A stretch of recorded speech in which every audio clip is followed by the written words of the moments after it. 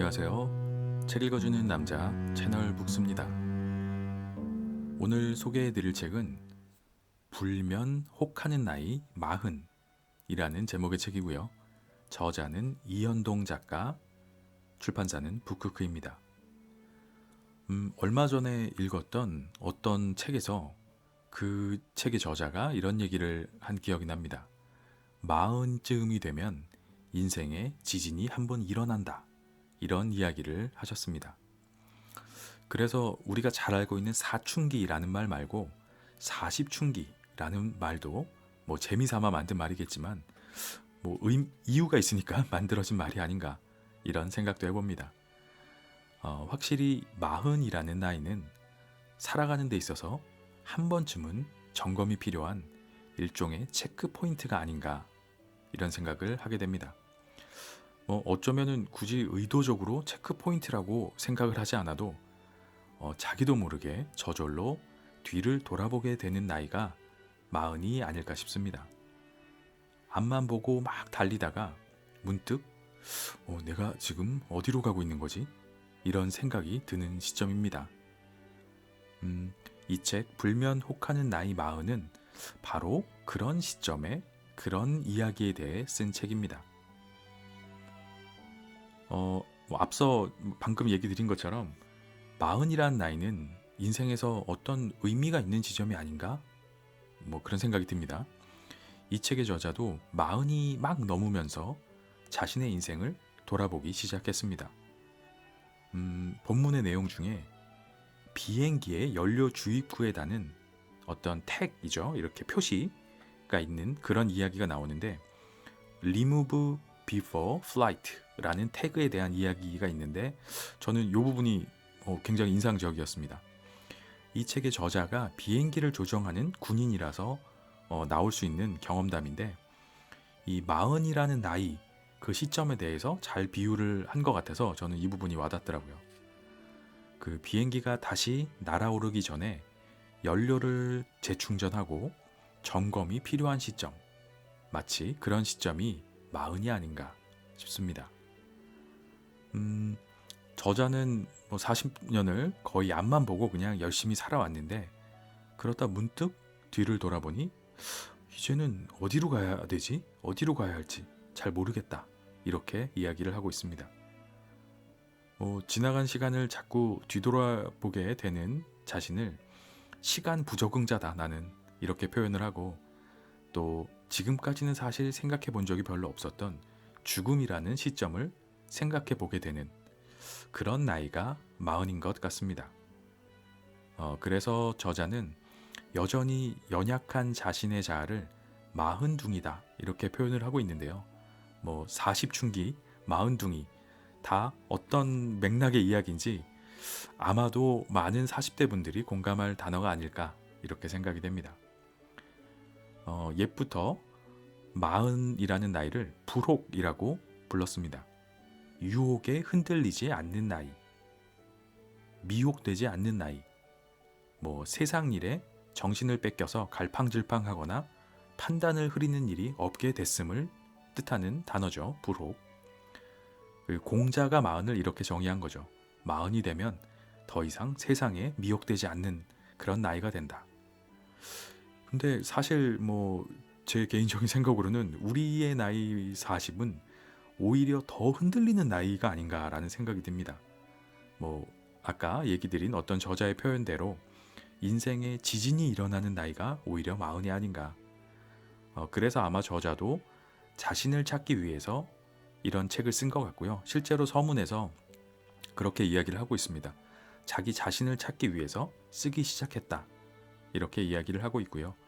그 자신을 찾는 여행의 수단으로 쓰고 또 쓰고 그러다가 나온 결과물이 바로 이 책이다. 이렇게 표현을 하고 있습니다. 그 본문의 이 부분에 대한 구절을 짧게 읽어드리면 이렇습니다. 40즈음 돌아보고 둘러보아도 어디로 가야 할지 도통 모르겠다. 가야 할 곳을 모를 때 그때가 여행의 시작이라던가. 그렇게 나의 여행이 시작되었다. 찾고 싶어졌다. 찾고 싶어서 나를 찾아보고 싶어서 한자 두자 쓰기 시작했다. 알 때까지 써보기로 했다. 제법 썼는데 사실 아직 잘 모른다. 그래서 계속 쓴다. 이렇게 표현을 하고 있습니다. 뭐 굉장히 공감이 가는 이야기라고 생각이 됐고요. 어디로 가야 될지 잘 모르겠다 이런 생각이 드는 시점인데, 저자는 그 시점을 이게 진짜 여행이 시작되는 시점이 아닌가 싶다. 그래서 나를 찾아보고 싶어져서 자기를 찾기 위해서 썼다라고 얘기를 하고 있고요. 그렇게 해서 금방 자기를 알게 되면 그건 굉장한 일이죠. 그래서 역시 제법 썼는데도 아직 잘 모르겠다. 그래서 또 계속 쓴다. 뭐 이렇게 표현을 하고 있습니다. 자신을 찾아가는 과정을 읽고 쓰는 일에서 찾고 있는데, 저는 이 부분이 와닿았던 게, 개인적으로 저도 사실 이렇게 믿는 주의고 나름대로는 이런 일들을 하고 있기 때문에 공감이 많이 간 것 같습니다. 책 속에 길이 있다라고 하죠. 또 그 길을 찾으려면 당연히 읽고 또 읽어야 할 것 같습니다. 책 속에 있는 길이니까 찾아내려면 책을 읽는 수밖에 없지 않을까 생각이 되고요. 또 그렇게 읽기를 계속하면 어느 순간에 자기의 생각과 이야기들이 쌓이고 쌓여서 글로 터져 나올 수밖에 없다. 이렇게 생각합니다. 어떻게 보면 그게 길이 보이기 시작하는 게 아닐까 이런 생각도 들고요. 뭐 제 생각에는 이 책도 저자가 이렇게 읽고 읽다가 찾아낸, 또 쓰고 쓰고 하다가 찾아낸 뭐 인생의 여러 갈래길 중에 하나가 아닐까. 인생의 정답은 하나가 있는 게 아니니까요.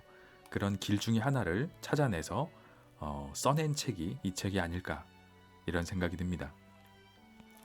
뭐 그렇게 나온 책이라서 그런지 어떤 한 사람의 인생이 고스란히 담겨 있다 이런 생각이 들었고요. 당연히 한 사람의 인생에는 가족의 이야기가 있을 거고요. 또 자기 자신의 이야기가 있고 살아온 이야기가 있습니다. 어떻게 보면 산다는 게 그런 게 아닐까 하는 생각이 듭니다. 이런 삶의 순간순간들이 모여서 그 사람이 되는 게 아닌가. 이렇게 생각하면 인생의 한순간도 소홀히 살 수가 없는 거 아닐까요? 그 순간도 바로 나 자신이기 때문이죠. 이 순간도 바로 나 자신의 한 부분입니다. 저자가 이제 그 책을 읽고 하면서 쓴 부분이 있는데, 그 부분을 제가 잠깐 읽어드리면 공감이 가실 거라고 생각이 됩니다. 늦은 밤 활자로 새겨진 낱말이며 글 한 줄 한 줄 머릿속에 담는다. 오늘 담은 것이 내일의 나에게 무엇을 남기게 될지, 그것이 당장 어떤 의미인지보다 이 찰나의 감흥이 이 행위의 이유일 테다. 사라질 것이 아니면 담지 않는다. 담아도 사라지니 내일은 또 내일의 내가 산다. 그럼에도 우직하게 한 줄 한 줄 담아내는 것은 그것이 오늘의 내가 숨쉬고 있음의 보증이기 때문이다. 밤은 깊고 나는 살아 숨쉬고 책 내음은 달다. 네, 이렇게 표현을 하고 있습니다. 책을 계속해서 읽다 보니 자신의 일에 자부심도 생기고 또 행복하고 사랑스러운 가족과 살아가고 이렇게 되는 어떤 삶의 이야기가 아닌가 생각이 됩니다. 지난 인생을 뒤돌아보면 추억도 있고 그 안에 행복도 있고, 또 이 저자분을 보면 신앙심도 가지고 있는 것 같아요. 그래서 자신의 그 에피소드 중에 자신의 새해 소원으로 랜덤 박스 행운을 기도한다 이런 이야기도 있는데, 기본적으로 아주 긍정적인 마음가짐을 가지고 살아가시는 분이 아닌가 생각이 됐고요. 그 가족을 표현한 부분 중에 손 위에 쥔 두부 한 모처럼 소중히 여긴다 이런 표현이 있습니다. 그렇게 소중하게 가족을 생각하는 그 마음가짐이 있기 때문에 아마 후회되지 않는 인생을 잘 살아가고 있는 게 아닌가 싶고요. 이런 이야기들을 쭉 다 읽고 나니까, 이 책을 다 읽고 나서 든 생각은 이만하면 참 잘 살아온 게 아닌가 이런 생각을 했습니다. 사는 게 그런 거 아니겠습니까? 이렇게 살면 행복하게 가족과 자기의 일에 자부심을 가지고 살아온 거면 이 정도면 지금까지는 참 잘 산 인생이다. 이런 생각을 하게 됐습니다. 방금 얘기 드린 그 두부한모라는 표현이 저는 참 와닿았는데요. 이 표현은 저자가 뭔가를 검색하다가 우연히 보게 된 글이라고 하는데 개인적으로도 공감이 가서 그 부분을 한번 읽어드리면 좋을 것 같습니다. 당신의 손 위에 너무도 소중한 두부 한 모가 있다고 생각해보라. 남에게 빼앗기기 싫어서 완전히 내 것으로 만들기 위해서 손을 꽉 쥐어버리면 어떻게 되겠는가? 그 두부는 손가락 사이로 다 빠져나가 사라져버릴 것이다. 네, 이런 표현을 읽었는데 이 저자의 경우에는 가족을 보면서 그 소중한 두부 한 모를 생각했다라고 합니다. 누구에게나 그 자기 인생에서 이렇게 소중한 것들이 있을 거라고 생각이 되는데요. 그러면 그것을 이만큼 소중하게 다룰 줄 알아야 된다라고 생각이 됩니다. 깨어질까 부서질까 더 신경 쓰고 더 노력하고 더 아껴야 된다. 이런 생각을 해봤습니다. 뭐 그 내 손 위에 있는 두부지만 그 두부 한 모지만 이게 당연한 것이 아니라 그러면 정말 소중한 것이 될 것 같고요. 그리고 그렇게 소중히 다루면 그것이 또 내 인생을 행복하게 만들어 줄 것이다. 이런 생각이 들었습니다. 뭐 이렇게 쭉 생각을 하다 보니까 저도 그런 생각이 들더라고요. 제 인생도 한번 갑자기 뒤돌아보게 되고 나는 지금까지 어떻게 살아왔지? 하는 생각으로 한번 이렇게 인생을 돌아보게 하는 그런 책인 것 같습니다. 이 책에서 얘기하고 있는 것들 중에 하나가 매일매일이 삶과 죽음의 동전 던지기 같은 게 우리 인생이다. 그래서 지금도 계속되고 있고 앞으로도 한동안은 계속될 것이다. 언제까지냐면 동전 던지기를 계속해서 죽음이라는 동전의 뒷면이 나올 때까지 계속되는 거고, 그래서 인생은 캐리온이고 그 인생을 무엇으로 채우느냐 하는 것은 전적으로 자신이 해나갈 일이다. 이런 메시지가 담긴 책입니다. 저자의 표현을 빌자면 눈앞의 행복을 주워 담으며 행복하게 살아가면 그만인 게 아닌가, 이런 생각을 해보게 하는 책입니다. 이 책은 기본적으로는 에세이 형태고요. 저자가 자기 자신의 생활과 삶 속에서 문득문득 떠오르는 이야기들을 아주 편하고 자연스럽게 쭉 써내려갑니다. 그래서 그런지 읽기도 아주 편하고요. 개인적으로 든 생각은 이 저자분이 글솜씨가 아주 좋으시더라고요. 어려서부터 글을 이렇게 많이 쓰셨다고 하는데, 또 책을 많이 읽으시는 분들은 글을 기본적으로 잘 쓰실 수밖에 없다라는 게 제 지론 중에 하나라 아마도 그래서 그런 게 아닌가 싶은데, 하여튼 문체도 재미있고 또 유머와 위트가 있는 글이라서 아마 굉장히 편하게 가독성 좋게 읽을 수 있는 글이라고 생각합니다. 이렇게 한번 쭉 읽어보시면 굉장히 좋은 책이라고 생각이 되고요. 너무 어렵거나 너무 철학적이지 않지만 그렇다고 또 너무 가볍지 않습니다. 그래서 편한 마음으로 한번 쭉 읽어보시면 좋을 거다라는 생각이 듭니다. 네, 이렇게 추천드리는 책입니다. 불면 혹하는 나이 40 이현동 지음 부크크. 서문. 내가 지금 뭐하는 사람인지 정도는 알고 사는 줄 알았는데 돌아보니 속이 멍하다. 어떠한 이유로, 어떠한 연유로 이곳에 일이 숨쉬고 있게 되었는지 잊어서이고 어디서 출발했는지조차 잊었기 때문이다. 숨은 차오르고 왜 이리 숨차게 뛰고 있는지 궁금할 즈음 발걸음이 잦아들었다. 그리고 주위를 두리번거렸다. 40즈음 돌아보고 둘러보아도 어디로 가야 할지 도통 모르겠다. 가야 할 곳을 모를 때 그때가 여행의 시작이라던가. 그렇게 나의 여행이 시작되었다. 찾고 싶어졌다. 찾고 싶어서, 나를 찾아보고 싶어서 한자 두자 쓰기 시작했다. 알 때까지 써보기로 했다. 제법 썼는데 사실 아직 잘 모른다. 그래서 계속 쓴다. 그렇게 묶인 첫 번째 한 뭉텅이 여기 내어놓는다. 몹시도 일상적인 호시절. 늦은 밤 책장을 넘기다. 늦은 밤 책장에 활자로 새겨진 낱말이며 글 한 줄 한 줄을 머릿속에 담는다. 담다 보면 오늘의 내가 느껴진다. 어젯밤 알게 된 것을 오늘은 잊기도 하고, 그러다가도 문득 떠올라 오늘 담은 이야기에 한 줄 의미를 더해주기도 한다. 그렇게 밤이면 조용히 한 장 한 장 넘기는 종이장 내음이 살갑다. 한낮의 태양이 하늘 지붕 위에 있을 때 나는 삶 속에 내가 있음을 잊는다. 한낮에 속 시끄러운 모든 것들에 그만 홀려버린 탓일까? 내가 살아가고 있다는, 숨이 내 폐부를 오가고 있다는 자각은 늦은 밤 활자들과 낱말들을 호흡할 때 문득 찾아온다. 한 발치 물러서 곰곰이 곱씹는 이 시간에 비로소 늦은 밤 활자로 새겨진 낱말이며 글 한 줄 한 줄 머릿속에 담는다. 오늘 담은 것이 내일의 나에게 무엇을 남기게 될지, 그것이 당장 어떤 의미인지보다 이 찰나의 감흥이 이 행위의 이유일 테다.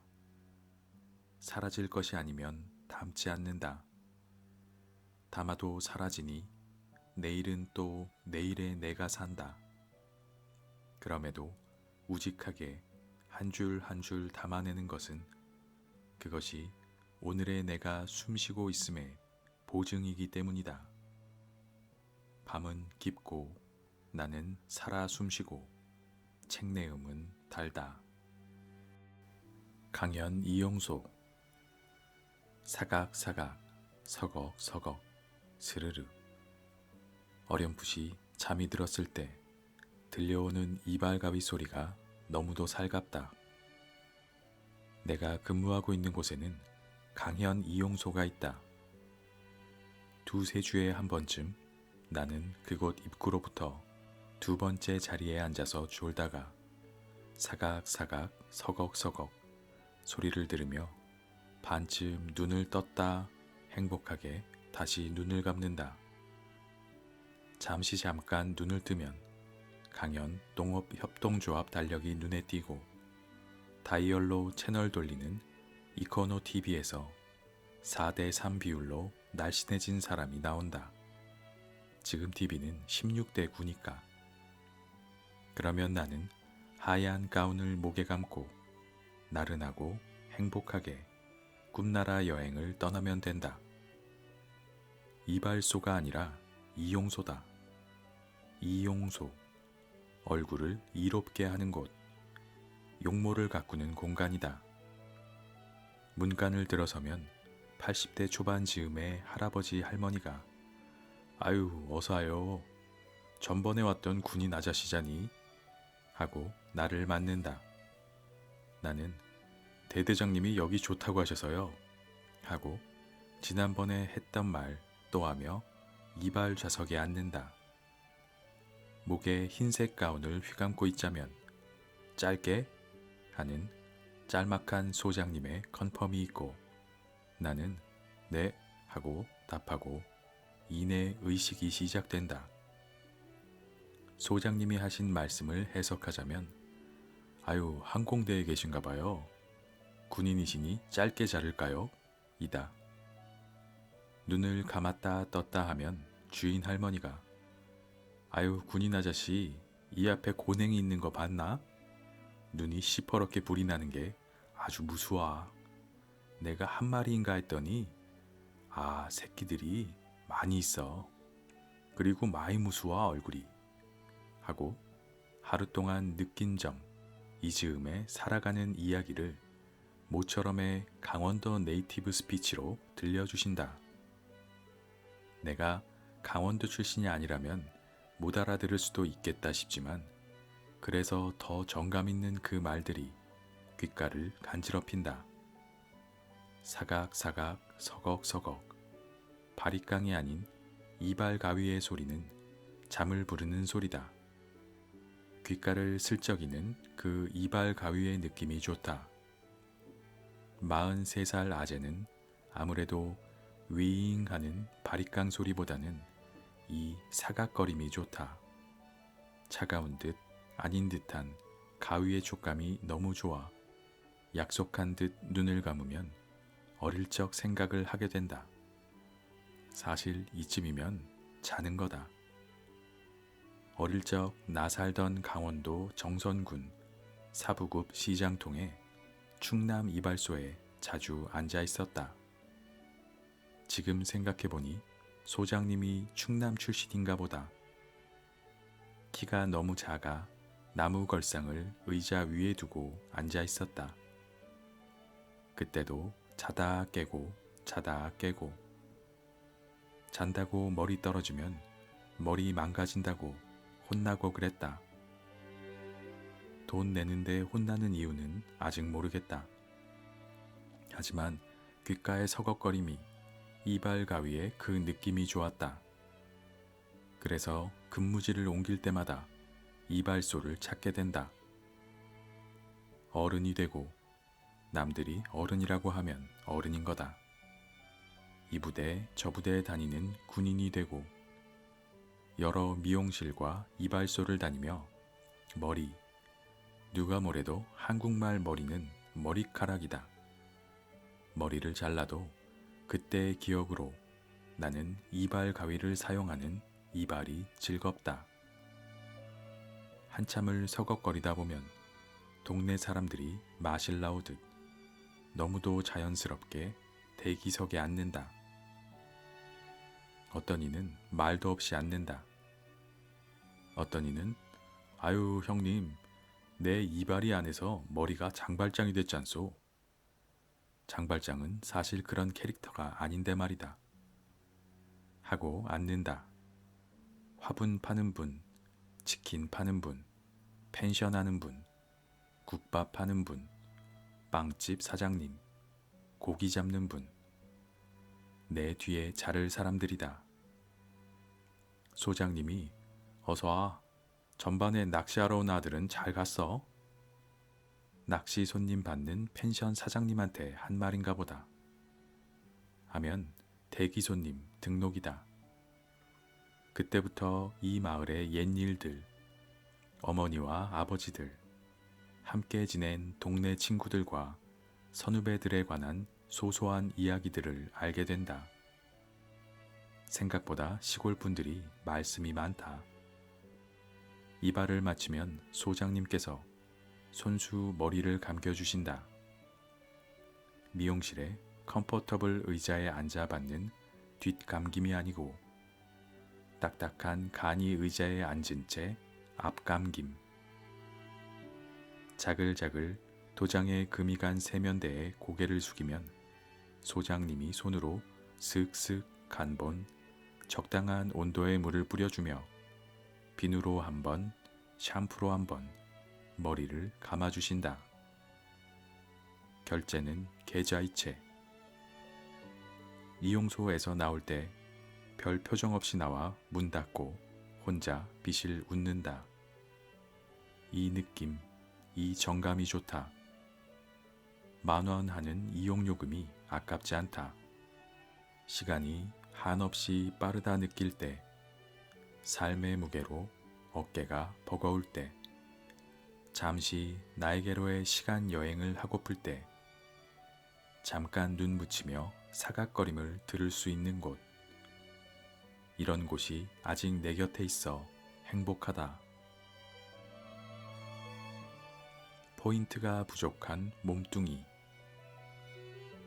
아직 젊고 늙음을 말하기에는 애매한 나이지만 이 땅의 직장인들이 40줄 넘으면 의례 그렇듯 나도 몸뚱이 하나 간수하기가 힘들다고 느낄 때가 있다. 그렇다고 병원에 누워있는 아픈 이들처럼은 아니지만 이맘때를 같이 겪어내고 있는 이들은 아마 공감할 수 있으리라 생각한다. 기력이 넘쳐나던 시절에는 밤새 술잔을 기울이고 어깨 동무하고 노래했었다. 그것을 그때쯤 멈추었어야 했다. 지금은 어찌된 일인지 아무 짓도 안 했는데 출근과 동시에 아침을 가리키는 시계바늘이 무상하게 내 몸은 항상 늦은 밤의 몸뚱이다. 그게 또 모두에게 통용되는 것은 아닌 것이 또래의 여느 사람들 중에는 지난날에 자신에게 투자한 보람으로 하루를 힘있게 보내는 이들도 많다. 결국 몸뚱이 맞굴린 내가 문제.